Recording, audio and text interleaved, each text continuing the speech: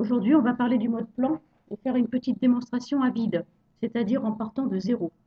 J'ai ouvert deux Word. Celui-ci, qui est le Word 2002 ou 2003, un Word assez vieux, et celui-ci, qui est le Word le plus récent, qui est ici. Et vous allez voir que ce mode plan, on le trouve partout, hein, puisqu'il suffit d'aller dans Affichage et de choisir mode plan. Et vous remarquez qu'il y a un menu pour monter d'un niveau, abaisser, choisir le nombre de niveaux d'affichage, voilà.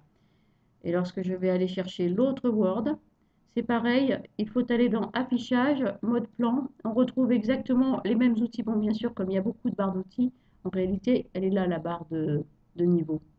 On retrouve les mêmes outils à peu près, vous voyez. Bon, ce qui se passe, c'est qu'ici, je peux afficher la mise en forme et je vais enlever ce volet ici. Bon, par contre, il va falloir qu'on gère le problème des styles. Par exemple, ici, c'est mon premier grand titre. Second titre. Troisième titre. Mais en fait, ça, c'est un premier grand titre. Donc, on va écrire ici premier petit titre. Allez, c'est un peu n'importe quoi, hein, mais ce qu'on va faire, c'est que je vais les descendre d'un niveau.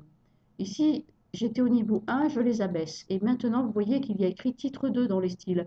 Ils se sont mis automatiquement, mes styles. Évidemment que pour arriver à faire ça, il faut avoir des notions de ce que sont les styles, hein, automatiques. Donc, premier petit titre, sous-titre. Et bien ici, je vais le descendre d'un niveau, je me retrouve à titre 3. Vous voyez? Donc, je continue ici et je vais écrire deuxième grand titre. Ici, je suis en train de travailler sur la structure d'un document avant de savoir ce que je vais raconter. Je le monte d'un niveau, il part au niveau 1, il est bien en titre 1. Voici ce qui se passe, c'est qu'en fait, vous avez un décalage qui est fictif. Bien sûr que ce décalage, vous ne l'aurez pas lorsque vous aurez un document final. Je vais récupérer ce texte, CTRL-C, et je pars dans mon autre Word, CTRL-V. Comme vous le voyez, les styles sont différents parce que je suis avec un autre modèle de Word. Mais niveau 1, niveau 2, niveau 3. Et si je veux, je peux afficher certains niveaux et pas d'autres. Bon, ici, comme je n'ai pas de texte, il n'y a pas de souci, je n'ai que 3 niveaux de titre. Pour arriver à un document normal, je clique sur Fermer le mode plan. Pour repartir en mode plan, affichage, mode plan. Ça, c'est pour Word 2010. Mais pour l'autre Word, je ne peux pas fermer le mode plan. Je ne peux faire que affichage, mode page. Et en fait, vous ne voyez plus là que vous êtes en titre 1, titre 2. C'est simplement la barre des styles qui vous l'indique.